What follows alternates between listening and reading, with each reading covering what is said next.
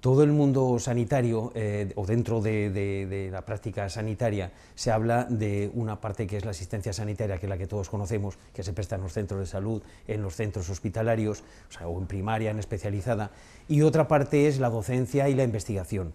Tal vez esa parte es la que muchas personas no conocen lo suficiente, y es lo que este instituto, desde su creación por Ley 2/2002 de Salud de Aragón, pues tiene como cometidos. Bueno, revistas, artículos, todo lo último publicado y de forma sintetizada de cada una de las patologías. Queremos ser la única biblioteca virtual de todos los centros, tanto de primaria como de especializada, incluso alguno público que lo necesite o requiera nuestros servicios, poder prestárselos, y bueno, intentar racionalizar todos los gastos, homogeneizar los recursos y racionalizar los gastos. En el área de investigación lo que pretendemos es fomentar, por una parte, la investigación clínica, es decir, los ensayos clínicos, y queremos que nuestra comunidad autónoma sea más atractiva para aquellos laboratorios que decían realizar su investigación clínica aquí en nuestros centros y con nuestros investigadores. Irá la puesta en funcionamiento por partes. Primero iremos todo el área de gestión, de todo lo que es el Instituto Aragón de Ciencia de la Salud, toda la parte administrativa. Serán los primeros que nos desplacemos al instituto y que lo abramos con esa parte, que serán las plantas sexta y séptima, y después el resto de las plantas y el resto de los servicios que van allí, las unidades de apoyo transversal a la investigación, las UATIs y las SAIs de la universidad, son los que a continuación vendrán.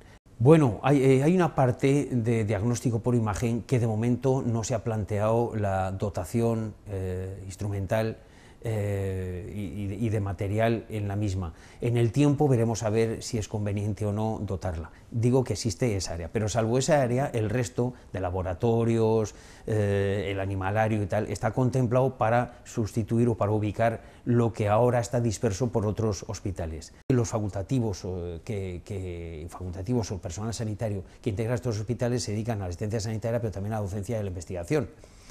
Pero claro, entonces el hospital se convierte en un centro investigador, pero un centro investigador que tiene dificultades de ir al mercado, de acceder al mercado, incluso de llegar a la práctica clínica. Todo ese conocimiento que se genera en la investigación procedente de hospitales. Y ahí tiene que haber un sistema, algo que intente establecer sinergias entre los investigadores, entre esos generadores de conocimiento y las empresas. Nosotros desde Aragón lo que se suele hacer es presentarse a convocatorias competitivas, tanto a nivel nacional como a nivel europeo. Y la financiación del instituto no solo corre a través de la DGA, de transferencia de la DGA, sino que también viene financiación por parte del Ministerio, en base a proyectos de investigación que existen, también líneas de proyectos del Instituto de Salud Carlos III, trasladarnos al CIBA, Centro de Investigación Biomédica de Aragón. ¿Por qué? Pues porque nosotros ahora estamos en un edificio de oficinas, y aparte de dejarlos y dejar el alquiler que le estamos pagando a los propietarios de esas oficinas, pero sobre todo tener una ubicación más clara que nos identifique mejor como centro de investigación.